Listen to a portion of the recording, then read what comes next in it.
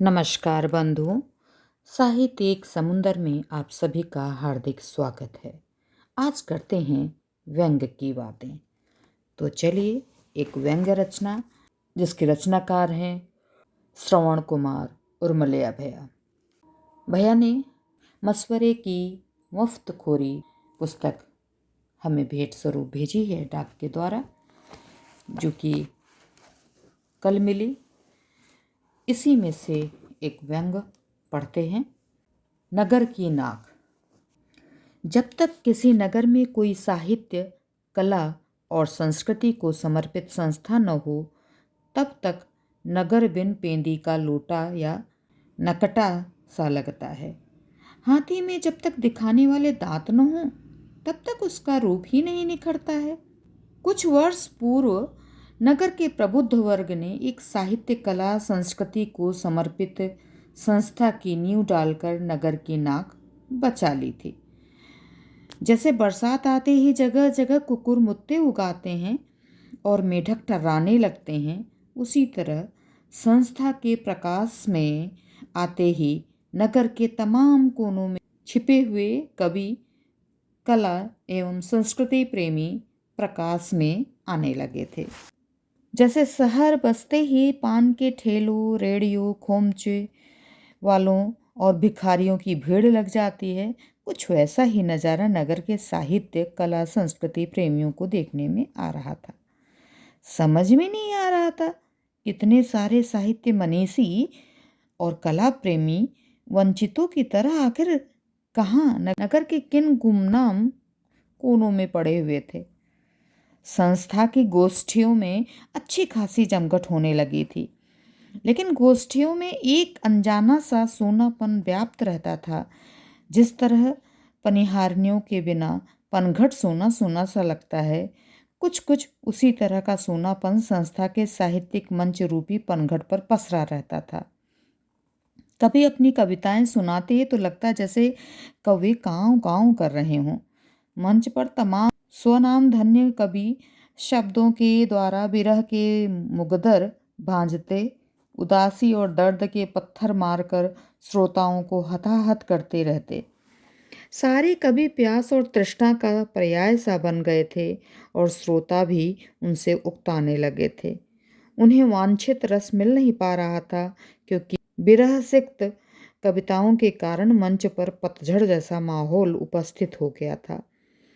संस्थापक सदस्यों ने संस्था के रेगिस्तानी वातायन का जायजा लिया और आपस में गंभीर विचार विमर्श किए गए।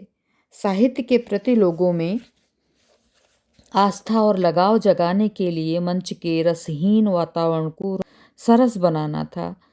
मंच पर छाए पतझड़ को दूर करना था। किसी सदस्य ने सलाह दी, साथियों, मंच पर कौवे ही कौवे इकट्ठे हो गए हैं, इसलिए सिर्फ काँव काँव हो रही है। कुछ कोयलों को मंच पर लाना होगा ताकि कुछ कुहू कुहू भी हो, तभी मंच का मिजाज बदलेगा। दूसरे सदस्य ने समर्थन करते हुए कहा, इस तरह मंच पर रस का आविर्भाव भी होगा और हमारी संस्था को कोयल उत्थान, मेरा मतलब है नारी उत्थान, का श्रेय भी मिलेगा। संस्था के आह्वान पर साहित्य के मंच पर नगर की दबी कुचली और प्रताड़ित ललनाओं की उपस्थिति दर्ज होने लगी। चुप्पी भरे अंधेरों में पतियों के आतंक के साये में खामोशी से जी रही प्रतिभाएं मुखर होकर मंच पर आने लगीं। कुछ नैसर्गिक प्रतिभाएं अवतरित हुईं तो कुछ को जबरन काव्य संसार में ढकेला गया। जब मंच पर महिला काव्य प्रतिभाओं का जमघट होने लगा तो काव्य मंच की परिकल्पना सार्थक होने लगी। पुरुष महिलाओं के रचनात्मक कॉकटेल ने नगर में साहित्य के नशे को कई गुना बढ़ा दिया था। इस तरह संस्था द्वारा आयोजित हर साहित्यिक सम्मेलन सफलता की ऊंचाइयों को छूने लगा था। संस्था के सदस्यों का अनुभव भी धीरे धीरे विशाल होता जा रहा था और वे प्रगतिशील विचारों से लैस होने लगे थे। काव्य पाठ के रूप में मंच पर काँव काँव और कुहू कुहू का अद्भुत संगम होने लगा था, पर संस्था के सदस्यों के अवचेतन में उन्हें कहीं एक कमी सी महसूस हो रही थी। काव्य प्रतिभा और सौंदर्य के बीच हमेशा से जो एक खाई रही है, वह खाई संस्था के सदस्यों को परेशान कर रही थी। संस्था की वार्षिक मीटिंग में एक सदस्य ने इस बात को सभी सदस्यों के सामने रखा। महिला काव्य प्रतिभाएं तो बड़ी तेजी से उभर रही हैं, पर हमारी संस्था की यह उपलब्धि कहीं मुझे चिंतित भी कर रही है। काव्य प्रतिभा और सौंदर्य के बीच जो विरोधाभास है, वह हमारे मंच को प्रभावित कर उसे कहीं नीरस न बना दे। किसी अन्य सदस्य ने पूछा, कृपया समस्या को स्पष्ट कीजिए ताकि वह अन्य सदस्यों की समझ में भी आ सके। माननीय सदस्य ने असली मुद्दे को प्रस्तावित किया। हमारे मंच को काव्य प्रतिभाएं तो बहुत मिल गई हैं, पर मंच पर सिर्फ दर्द, विरह, पीड़ा, कुंठा और संत्रास का ही बोलबाला है। सौंदर्य के मुंह से दर्द और विरह भी अच्छा लग सकता है, श्रोताओं के द्वारा उसे सहन किया जा सकता है, पर कोयलों के मुखार बिंदु से निकले पीड़ा और विरह के तीर भी कांव कांव की तरह ही बहुत बोझिल हो जाते हैं। एक और सदस्य ने समर्थन करते हुए कहा, मैं माननीय सदस्य की चिंता से पूरी तरह सहमत हूँ। सौंदर्य के अभाव में निकले हुए काव्य रूपी विरह में मुझे तीर लोगों की चेतना पर बड़े गंभीर घाव लग रहे हैं। इसके कारण नगर के लोगों को सौंदर्य बोध कुंद होता जा रहा है, और यदि नगर के लोगों का सौंदर्य बोध ही चौपट हो गया तो साहित्य, कला, संस्कृति यह मंच बेमानी हो जाएगा। संस्था प्रमुख ने समस्या से निपटने के लिए सुझाव मांगे तो किसी सदस्य ने कहा, हमें काव्य और सौंदर्य में से किसी एक को चुनना पड़ेगा, पर मुसीबत यही है कि काव्य प्रतिभा को चुनो तो सौंदर्य लुप्त हो जाता है, और अगर सौंदर्य को चुनो तो काव्य प्रतिभा विलीन हो जाती है। इसलिए हमें काव्य प्रतिभा से समझौता करना पड़ेगा और इसके मुकाबले सौंदर्य को चुनना पड़ेगा। हमें कुछ सौंदर्यशालिनी कवयित्रियों को आगे बढ़ाना पड़ेगा, जिनमें काव्य प्रतिभा का अकाल तो पड़ा हो पर सौंदर्य की कमी न हो। यही समय की मांग है, इसलिए यही हमारे मंच की भी मांग है। इस निर्णय के बाद समय की मांग पर तन मन से प्रयास शुरू कर दिए गए और ऐसी ऐसी काव्य प्रतिभाओं को मंच पर चढ़ाया जाने लगा जो कविता के नाम पर तो कलंक थी, पर सौंदर्य की दृष्टि से टंच थी। वे कविता के नाम पर गद्य भी पढ़ दें तो जनसमूह वाह वाह कर उठता था। काव्य आयोजनों में मंच पर काव्य सौंदर्य प्राथमिकता दी जाती और काव्य पाठ में उनका क्रम पहले रखा जाता। काव्य प्रतिभाओं की कुंठा और संत्रास में इजाफा होता रहा। संस्था के द्वारा प्रायोजित काव्य शून्य सौंदर्य ने धीरे धीरे काव्य प्रतिभाओं को नेपथ्य में धकेल दिया था। मंच पर विरह वेदना की मौत हो गई और सौंदर्य बोध टानिक का विस्तार होता चला गया। नगर की साहित्य, कला, संस्कृति को समर्पित संस्था तेजी से विकास कर रही थी। साहित्य जो था वह संस्था के मंच पर पूरी तरह से स्थापित हो गया था। नगर के अधिकतर साहित्यिक रसिक पूरी तरह से सौंदर्य रसिक बन चुके थे। साहित्यिक मंच की ख्याति आसपास के नगरों और गांवों तक फैल गई थी और मंच के आयोजनों में दूर दूर से सौंदर्य बोध से ग्रसित साहित्यिक रसिक शामिल होने लगे थे। यह बहुत ही सुखद था कि सौंदर्य पिपासु काव्य अनाड़ी वैम्पायर्स के कारण साहित्य अपनी अधोगति को प्राप्त कर रहा था। क्योंकि संस्था का ध्येय बहुआयामी था, इसलिए साहित्य के साथ साथ कला को भी पकड़ा गया था। नगर में कला की बहुत दुर्गति थी। कलाकार तो भरे पड़े थे, गुण ग्राहक के अभाव में उनकी कला कुंद हो रही थी। संगीत के नाम पर नगर में बस 2-3 बैंड पार्टियां थी। इच्छुक लोगों के लिए संगीत सीखने के कोई साधन नहीं थे। चित्रकला, नाट्य कला, भाषण कला, गायन कला इत्यादि कलाओं से जनमानस शून्य हुआ पड़ा था।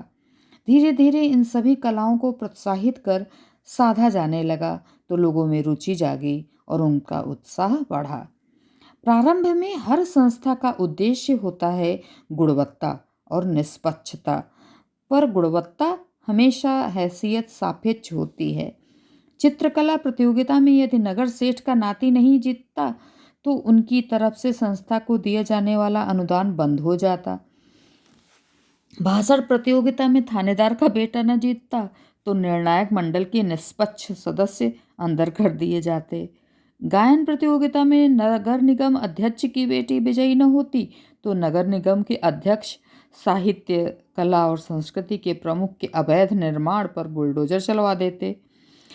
जहां इतनी निष्पक्षता स्थापित हो गई हो, वहां जाहिर था कि अभिनय प्रतियोगिता में उसी प्रतिभागी को जीतना था जिसे अभिनय का ककहरा भी नहीं आता था।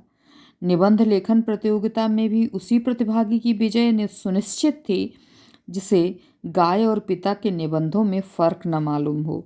और वाद विवाद प्रतियोगिता में जब निम्न कोटि के प्रदर्शन के बावजूद नगर के नेता का पुत्र विजयी घोषित किया गया तो विपक्षियों ने बहुत हो हल्ला किया। बात बढ़ी तो संस्था प्रमुख ने स्पष्टीकरण दिया, संस्था की निष्पक्षता पर उंगली उठाने वालों से मेरा अनुरोध है कि संस्था के साथ राजनीति न करें। यह साहित्य, कला और संस्कृति का मंच है, कोई राजनीति का अखाड़ा नहीं। नगर की संस्था ने जब कला को भी उस स्तर पर स्थापित कर दिया था जहां कला और कलंक में फर्क करना मुश्किल हो जाता है, तो संस्था ने नगर में संस्कृति को खंगाला। बड़ी दुर्दशा में जी रही थी संस्कृति। वह नगर की गलियों, नुक्कड़ों और यत्र तत्र मंदिर परिसरों में पड़ी हुई यतीमों की जिंदगी जी रही थी। सावन के तीज त्योहार हों या धार्मिक सांस्कृतिक त्योहार, बस औपचारिकता से निभा दी जाती थी, जैसे सांस्कृतिक भिखारियों को भीख दे दी गई हो। संस्था ने नगर की संस्कृति का उद्धार किया और उसे उठाकर मुख्य धारा में ले आई। संस्कृति के विकास और विस्तार के लिए नगर के सबसे बड़े मंदिर परिसर को चुना गया और वहां सारे तीज त्योहार मनाए जाने लगे। सांस्कृतिक गतिविधियां साल के प्रारंभ में लोहड़ी, पोंगल, मकर संक्रांति से प्रारंभ होती, जो बसंत पंचमी, होली, नौ संवत्सर, बैसाखी, शिवरात्रि, जगन्नाथ रथ यात्रा, राखी, कजलियाँ, नागपंचमी, जन्माष्टमी, हरियाली तीज से होती हुई शारदीय नवरात्रि और दीपावली तक चलती रहती। नगर का क्रमिक सांस्कृतिक विकास बहुत सफल होने लगा था। नगरवासियों को पहले पता ही नहीं था कि बसंत इतना खूबसूरत होता है। वसंत पंचमी के दिन सरस्वती पूजा के अवसर पर पीले परिधान में सज्जित सौंदर्य को देखकर लोग सरस्वती माँ तक भूल जाते। धार्मिक अवसरों पर शानदार तरीके से अनुष्ठान होते जिनमें नगर की श्रद्धालु नारियों का जमघट सा लग जाता। सांस्कृतिक पर्वों पर भी महिलाओं की इतनी भागीदारी होती कि वे सांस्कृतिक पर्व कम और फैशन परेड ज़्यादा लगने लगते। चूँकि पुरुष सदियों से नारी का अनुगामी रहा है, इसलिए धार्मिक और सांस्कृतिक पर्वों पर पुरुष वर्ग भी खिंचा चला आता। सारी की सारी श्रद्धा पुरुषों की आंखों से टपकती हुई प्रतीत होती। बस यह कहना मुश्किल हो जाता कि श्रद्धा नारियों के प्रति है या धार्मिक अनुष्ठानों या सांस्कृतिक पर्वों के प्रति। पर मंदिर में विराजित भगवान किसी मुगालते में नहीं थे। एक दिन विष्णु जी ने लक्ष्मी जी से खुलकर कह ही दिया, देवी, आप हमेशा हमें डांटती रहती हैं, निर्मोही, निकट्ठू इत्यादि न जाने क्या क्या कहती रहती हैं। देखिए जरा, यदि हम पुरुष न होते तो आप और इन नारियों का समूचा सौंदर्य और श्रृंगार पटार व्यर्थ हो जाता कि नहीं। संस्था की अगली मीटिंग में अध्यक्ष बहुत संतुष्ट दिखे और बोले, पिछले दिनों नगर में जिस हिसाब से साहित्य, कला और सर्वधर्म मान्यताओं और विभिन्न संप्रदायों की संस्कृतियों और आस्थाओं का पुनः स्थापन हुआ है, उसके मद्देनज़र हमें मालूम ही नहीं था कि इस नगर में हालात इतने बदतर थे। हमारे प्रयासों से नगर में साहित्य, कला और संस्कृति का उत्तरोत्तर विकास हो रहा है। इसका सारा श्रेय आप सभी सदस्यों को जाता है। एक सदस्य ने अपनी चिंता प्रकट की, लेकिन गतिविधियां इतनी बढ़ गई हैं कि संस्था के सदस्यों पर कार्यभार बहुत बढ़ गया है। इसलिए समय आ गया है कि हर विधा का अपना अलग प्रबंधन हो।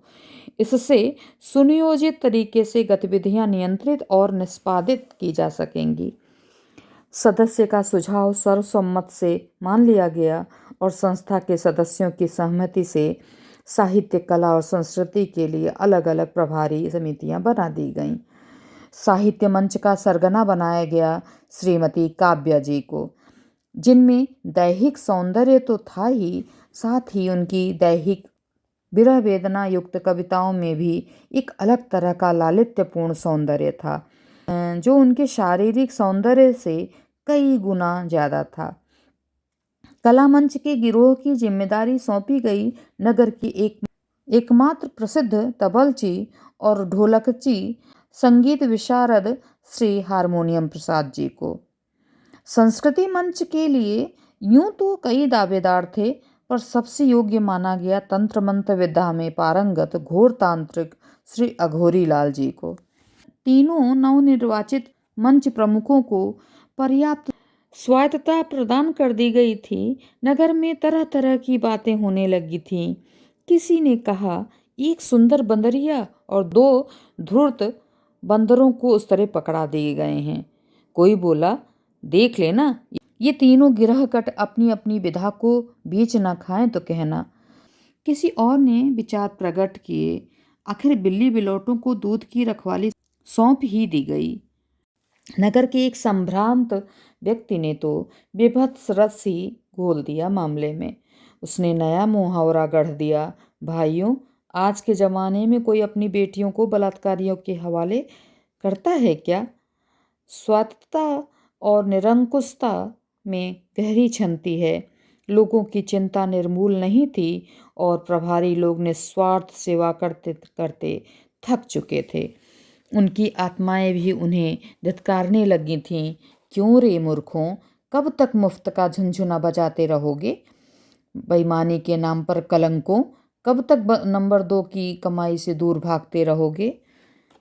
श्रीमती काव्या जी दूरदृष्टि और पक्के इरादे वाली महिला साबित हुईं। उन्होंने सभी को मंत्रमुग्ध किया और एक ऐसा सपेरा बन गईं जिनके बीन की धुन पर साहित्य मंच के सभी विषधर और विषधरणियां नाचने लगीं।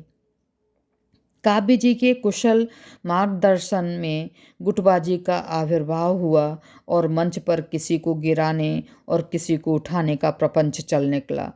काव्या जी अपनी जन्मजात प्रतिभा का उपयोग करते हुए बाकायदा कविता की ठेकेदार बन गईं। वे पैसा लेकर आसपास के इलाकों में कवि सम्मेलन आयोजित करवा देतीं। 1-2 राष्ट्रीय स्तर के कवि बुलवा लिए जाते और बाकी स्थानीय कवियों का इस्तेमाल कर लिया जाता। कवियों को थोड़ा बहुत पारिश्रमिक दे दिया जाता और दूध का बड़ा हिस्सा काव्या नामक बिल्ली डकार जाती। संरक्षक के पास शिकायत पहुंची तो उन्होंने काव्या जी से जवाब मांगा। काव्या जी ने अपनी बगावती तेवर दिखाते हुए कहा, हमें आपके संरक्षण में नहीं रहना। मेहनत करें हम और क्रेडिट लें आप। हमारे साहित्यिक मंच को अपने पंजों से मुक्त कीजिए। साहित्यिक मंच के सारे पदाधिकारी सिहार काव्या जी के समर्थन में चिल्लाए, हुआ हुआ। जी हाँ, हमें आज़ादी दीजिए, हम खुद इस मंच को संभालेंगे। हमें किसी का संरक्षण नहीं चाहिए। मजबूरन साहित्य को संस्था से अलग कर दिया गया। मुख्य नाक से 1/3 नाक कट गई थी, अभी भी 2/3 नाक बची हुई थी।